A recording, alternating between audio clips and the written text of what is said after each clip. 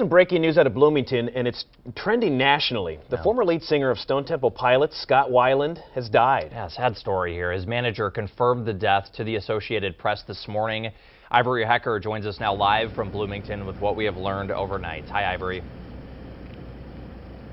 Hi, Brian. We're still waiting to hear from the medical examiner on how Scott Weiland died, but here's what we know so far. Police were called here to the tour bus behind me around 8:30 last night to investigate a man found dead inside. This is at a hotel located just across from the Mall of America. Police have not confirmed that the man found dead is Scott Weiland, but the medical examiner's office tells me they do have a Scott Weiland in their office this morning.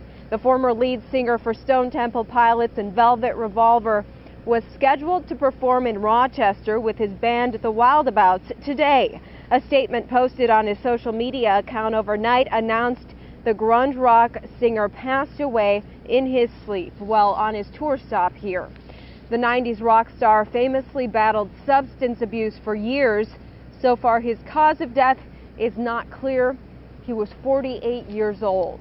And like I said, we're still waiting to hear from the medical examiner on the cause of death and other details on this investigation. We'll bring you that as soon as we get it. Guys, back to you. All right, Ivory Hecker live in Bloomington for us. Thank you, Ivory.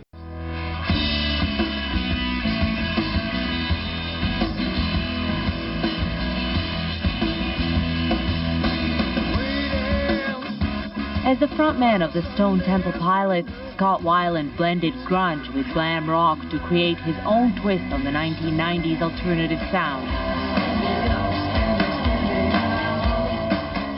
He took that unique style with him when he later formed the supergroup Velvet Revolver with former members of Guns N' Roses. And most recently, the Wildabouts. They played a small venue in Toronto just 3 days ago, Weiland's very last show. Very humble person.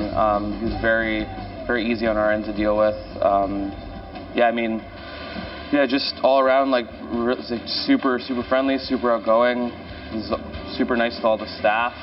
The common notes in Weiland's different musical incarnations, that growling baritone and theatrical onstage persona.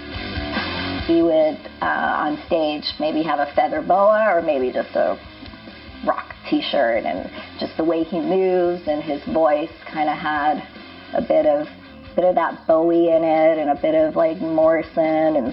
But there was another constant in Weiland's life. His struggle with heroin and cocaine led to arrests, stints in rehab, and fights with band members that got him kicked out of the Stone Temple Pilots not once, but twice. Weiland wrote about it in one of that band's best-known songs, Vaseline.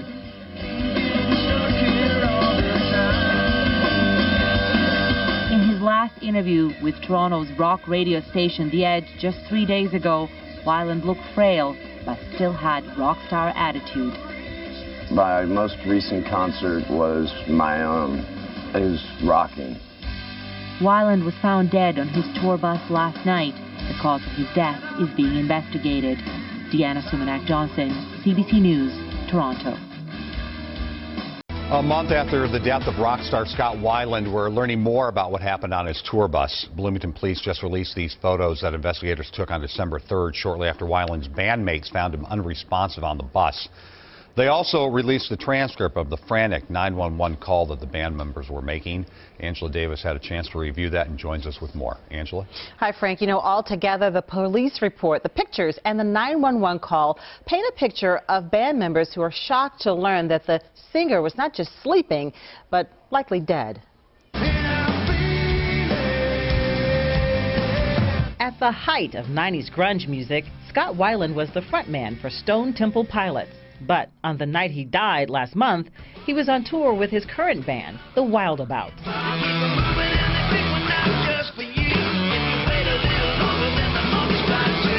The group had a performance the next day in Rochester, but their tour bus was parked outside the Country Inn & Suites in Bloomington. The police report states Weiland's tour manager couldn't wake him up, so he called on the band's drummer to help out. A transcript of the 911 call shows what the men told the dispatcher. "I think he's dead. He's not moving. He's stiff," one of them said. The dispatcher tries to give them instructions on chest compressions, but they respond with, "He's stiff. He's hard as a rock, like there's no breath. There's no nothing." The next day, as police searched the tour bus, they found 2 clear bags with a white powdery substance in Scott Weiland's bedroom on the bus, and more under the mattress of a bunk bed of a bandmate. That powder tested positive for cocaine. The police report shows interviews with several band members revealed they believe Weiland had been drinking heavily while taking prescription drugs for bipolar disorder, and that he talked about using cocaine. An autopsy later revealed a toxic combination of drugs and alcohol in Weiland's bloodstream, as well as signs of cardiovascular disease and asthma. We also know that he struggled with heroin addiction, which he detailed in a memoir published in 2011. He was 48 years old, Frank. Tough.